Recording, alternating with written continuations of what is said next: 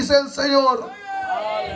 Cualquiera que me escuche en esta noche a través de este sonido, déjame decirte que aquí solamente estamos de paso. Y eso me lo enseñó el Señor. Yo tenía 28 años para ese entonces. Mi cuerpo, gracias a Dios, pues ha estado como está ahorita, ¿verdad? Así, medio gordito. Buen trabajo, mi esposa, mis hijos, la casa que Dios nos ha regalado. Todo viento en popa. De repente, como los peces que están en el río, hermanos, suele pasar algo que no tenemos planeado. Y amados hermanos, en aquel año, cuando me internaron, me empezaron a hacer los estudios en el 2011, en el mes de abril que empezaron esos malestares, empezaron a hacerme estudios, hermanos, que gracias a Dios también, por los recursos que mi trabajo me permite tener el acceso a estos estudios, si no yo no los hubiera podido pagar. Estudios de 7,000, de 9,000, de 35,000 pesos. Hermanos, yo lo sé porque los quise hacer de manera particular y empezamos a ver cuánto costaba y ahí me di cuenta cuánto costaba en lo particular hacer estos estudios.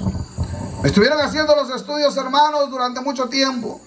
Endoscopías, colonoscopías, tomografías, toma de sangre, hermanos, y cuántos estudios que me hicieron a mi cuerpo para saber lo que yo tenía. Me hicieron hasta el estudio del SIDA para ver si yo no estaba enfermo de ello. Hermanos, y empezaron a hacerme cada cosa a mi cuerpo que fue lastimándolo y deteriorándolo. A veces para hacerme unos estudios me tenían en ayuno 1 día, 2 días. Y a veces el cristiano cuando le dicen vamos a ayunar no quiere. Pero cuando está enfermo le dice el doctor vas a ayunar todo el día. Ay, sí, que hasta ni agua ni nada bebe. Por eso ahora que está, decía el pastor que me antecedió, ahora que puedes alabe a Cristo. Ahora que puedes sirve a Cristo. Ahora que puedes trabajar en la obra de Dios. Aleluya. Dice el Señor en Eclesiastés, especialmente a los jóvenes: acuérdate de tu Creador en los días de tu juventud. Vendrá tiempo que ya no puedas trabajar en la obra de Dios, donde tus fuerzas se van a acabar, donde tus sentidos van a ir deteriorándose, donde quizá ven el problema de enfermedad, el problema financiero, yo no sé cuál pueda venir. Hoy que pues hay que servirle al Señor, aleluya. Él sabe pagar y pagar muy bien, yo no sé cuánto lo cree. Yo testifico del poder de Dios, hermano, que nos sacó de la inmundicia, que nos sacó de la miseria espiritual, pero también nos sacó de la pobreza económica donde estaba, porque el diablo eso es lo que quiere, que como esté el hombre. Yo no soy rico, pero tengo la bendición de Dios. Gracias a Dios que el Señor nos ha bendecido en todas las áreas de nuestra vida. Por eso yo le sirvo a Dios. Y aunque se burlen, aunque me critiquen, yo sé a quién le sirvo. No, donde quiera que yo voy, siempre lo primero que hago, yo le digo, yo soy cristiano. Que vean que yo soy hijo del Dios viviente. Que sepan que hay algo diferente, hay una forma diferente de vivir. Cristo nos llamó para hacer la diferencia en este mundo, hermanos. Pero hoy en día se está corrompiendo, que ya no se sabe quién es cristiano y quién es del mundo. Todo, a veces todo es un revoltijo, ya no se conoce la diferencia. Igual juega, igual se comporta aquel que dice que es cristiano como el que no lo es. Alábale que él vive. Hermanos, de esta manera me empezaron a hacer los estudios. Y recuerdo en una ocasión que estábamos en el hospital. Por cierto, ahí estaba mi papá. Estaba tirado, hermanos. Yo cuando estaba en el hospital me llegó a dar tan alta la temperatura que me ponían lo más que podían para quitarme la temperatura y los dolores, que era 1 gramo de analgésico. Yo no recuerdo bien el nombre. Y hermanos, me tenían en la cama, me quitaron toda la ropa, yo no podía estar con ropa. Me ponían compresas de agua fría en la frente, en el cuello, bajo las axilas, en el pecho, en la espalda, entre las piernas, hermanos, porque yo me estaba quemando en vida. No aguantaba el calor. Y ya estaba tiradote en la cama, hermanos, en el hospital, en la cama número 30 del hospital. Vida Mejor en Tuxtla Gutiérrez. Recuerdo que una tarde ingresa un señor con su esposa, que lo internaron a este varón, le había dado un infarto. Y la señora, hermanos, estaba llorando porque le habían dicho que su esposo de ahí saldría nada más para el panteón. Y yo estaba ahí, hermano, temblando con los malestares. Recuerdo que ese día, ¿verdad? Me dijo mi papá, levántate. Le digo, apenas si puedo moverme. Le digo, levántate. Y me puse una bata como pude. Y fuimos al de enfrente, porque me quedaba enfrente de ese hombre y estaba su esposa. Y empezamos a hablar de la palabra, aún así como estaba. Me dijo, habla.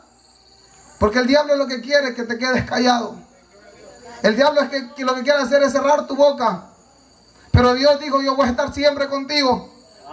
Yo siempre voy a estar contigo. Y ¿sabe qué es lo mejor? Dice el Señor. Y aún te voy a guiar más allá de la muerte. ¿Cuánto lo creen, hermano? Esa es la garantía, esa es la esperanza.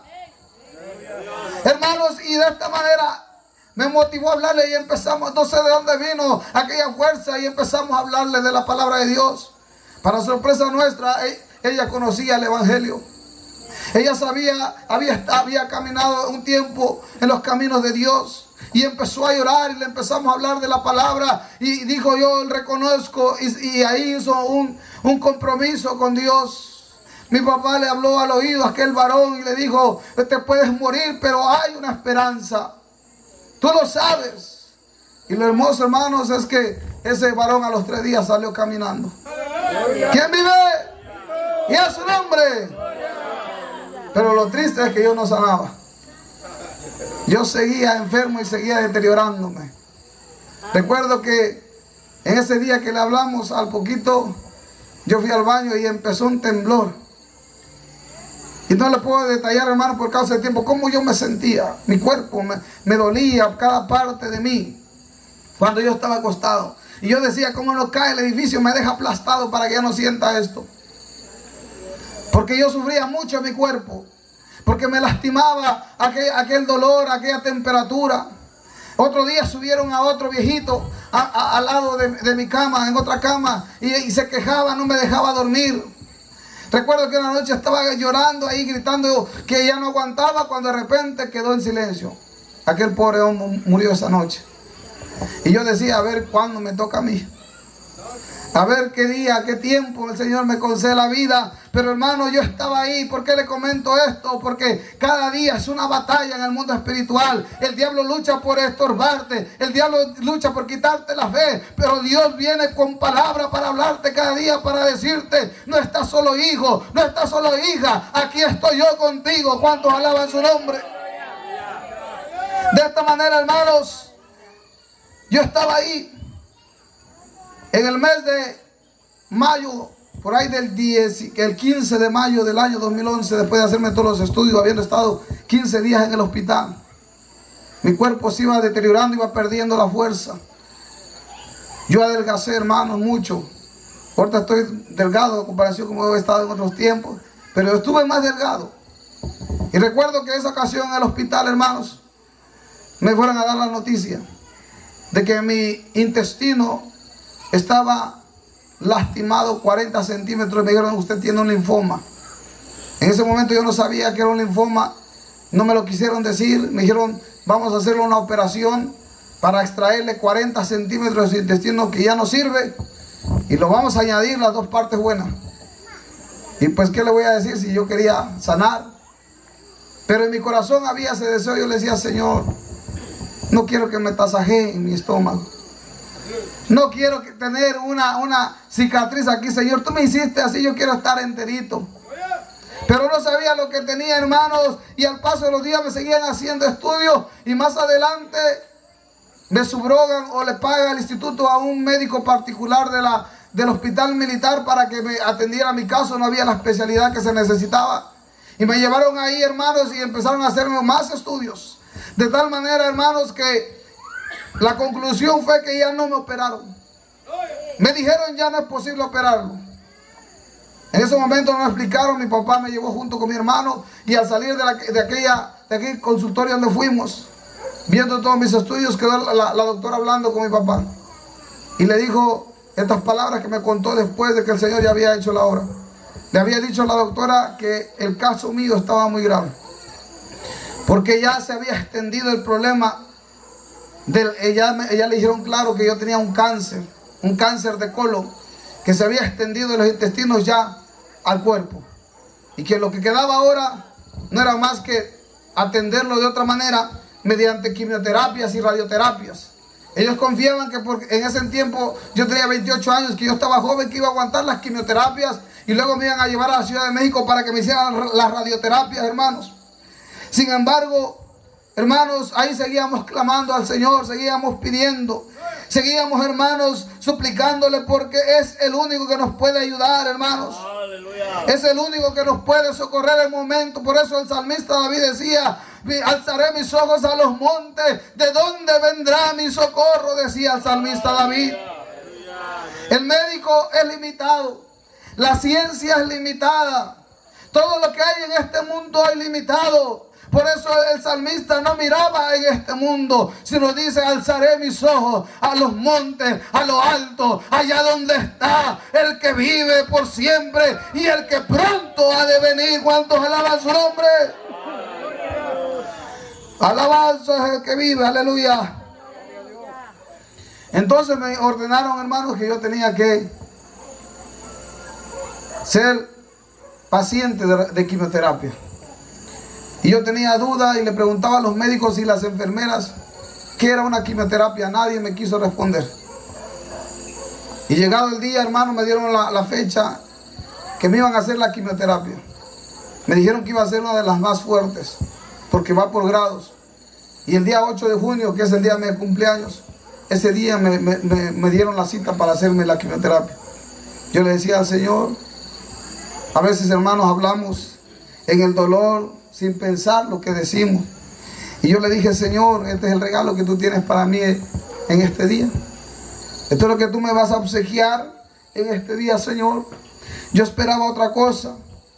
Yo esperaba que tú hicieras algo a mi cuerpo para que no pasara por esto. Y muchas veces nosotros le queremos decir al Señor lo que tiene que hacer, pero al Señor, hermano, no podemos ordenarle. Dice la palabra ahí en la oración que Él enseñó, Él dijo: hágase, ¿cómo dice? Hágase tu voluntad. ¿Cuántos quieren que sea la voluntad de Dios en su vida? Pero la voluntad de Dios no es nuestra voluntad. La voluntad de Dios es perfecta, amén. Y en esa voluntad muchas veces tenemos que llorar. En esa voluntad muchas veces tenemos que sufrir. En esa voluntad muchas veces tenemos que pasar por caminos que no queremos pasar, pero la Biblia dice al final, en esa porción: hágase tu voluntad. Amén. Y hermanos, empecé a ver cómo mi cuerpo se iba deteriorando. Mis pies del dolor se empezaban a torcer, hermanos. Yo ya no caminaba bien, empezaba a caminar así, hermanos. Me estaba enchuecando los pies. Sentía dolor al caminar, al moverme. Y yo cada día, cuando recuerdo que la primera vez que recibí la noticia que me dijeron que era cáncer, déjeme decirle, hermano, que yo no sentí temor. Yo no sentí aflicción, porque vino a mi mente que había una esperanza en Cristo Jesús.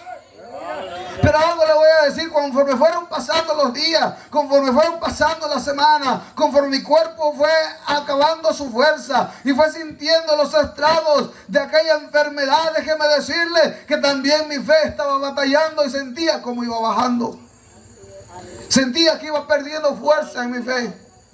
Hermanos, y empecé a preocuparme más. Y luego a mi mente vino esa preocupación: ¿qué va a ser de mi familia? ¿Qué va a ser de mis hijos? ¿Qué va a ser de mi esposa? Yo estaba en espera de la hija más pequeña que tengo actualmente. Mi esposa estaba embarazada y yo ya no voy a conocer a mi hija, decía.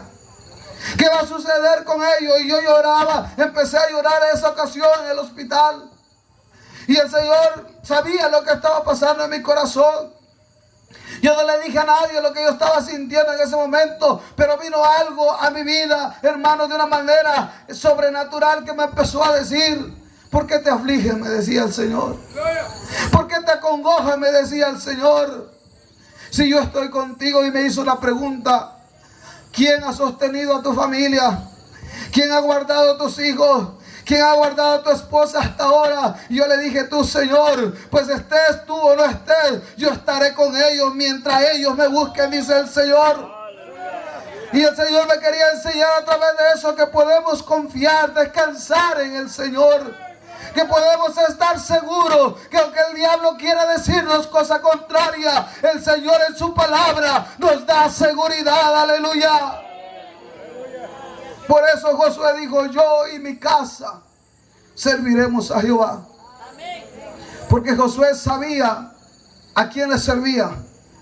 Porque sabía, hermanos, aunque quizá no estaba escrito en ese tiempo, Mateo 6:33 dice: mas buscad primeramente el reino de Dios, y lo demás vendrá por añadidura. ¿Cuántos lo creen, hermano? Yo lo he comprobado en mi vida. Sé que esta palabra no es mentira. Esta palabra es verdad. Y si buscamos a Dios, hermanos, amigos que me escuchan, lo demás, por lo que a veces el hombre se aparta, por lo que a veces el hombre le da la espalda a Dios, viene si uno le busca a Dios. Amén. Gracias a Dios, hermanos, le digo, nuestra vida ha sido diferente desde que Cristo llegó a nuestra vida.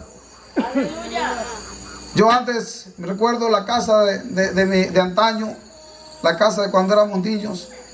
No me da pena, lo digo para testimonio. Era una casa de entorte, piso de tierra. Nuestro colchón king size era un petate, ahí dormíamos.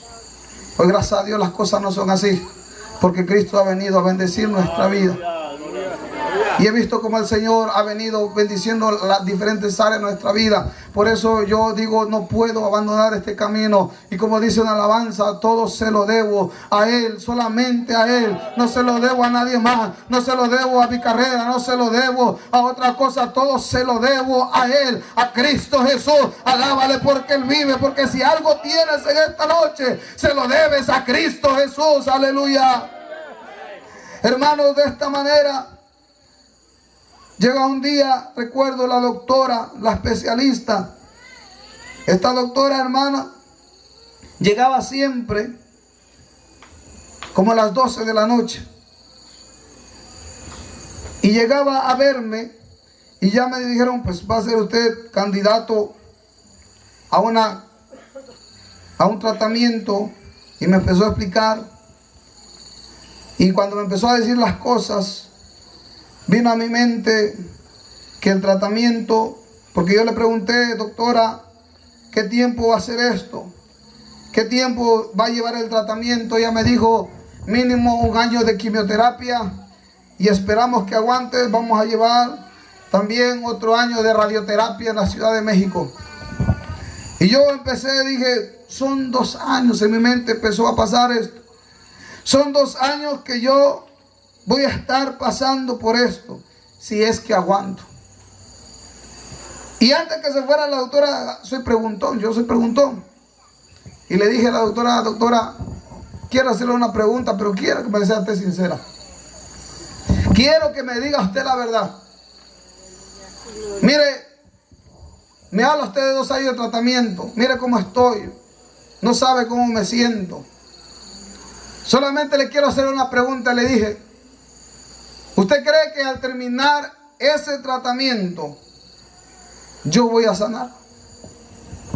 Recuerdo que la doctora asintió su cabeza entre sus hombros y me dijo, no me pida usted respuesta de eso, porque no le puedo asegurar nada. Porque el hombre no puede asegurar nada. No puedes confiar en el hombre. Maldito el hombre que confía en el hombre. Yo quería tener una seguridad de que valía la pena. Y vea lo que dice el primer libro de Crónicas, capítulo 29, verso 12. Las riquezas y la gloria proceden de ti, y tú dominas sobre todo. En tu mano está la fuerza y el poder, y en tu mano el hacer grande y el dar poder a todos. ¿Cuántos alaban a Dios? Jesús dijo en Mateo 28, toda potestad me es dado en el cielo y también en la tierra, dice el Señor. El poder es de Dios, aleluya. El poder es de Cristo. ¿Cuántos alaban su nombre? El poder viene de lo alto, aleluya. El poder que tú necesitas, la ayuda que tú necesitas, viene solamente de Dios. El hombre puede luchar, hacer el intento. La ciencia puede darte una opción, pero no te puede asegurar nada. Yo le dije a la doctora, ¿usted lo puede asegurar? No, me dijo.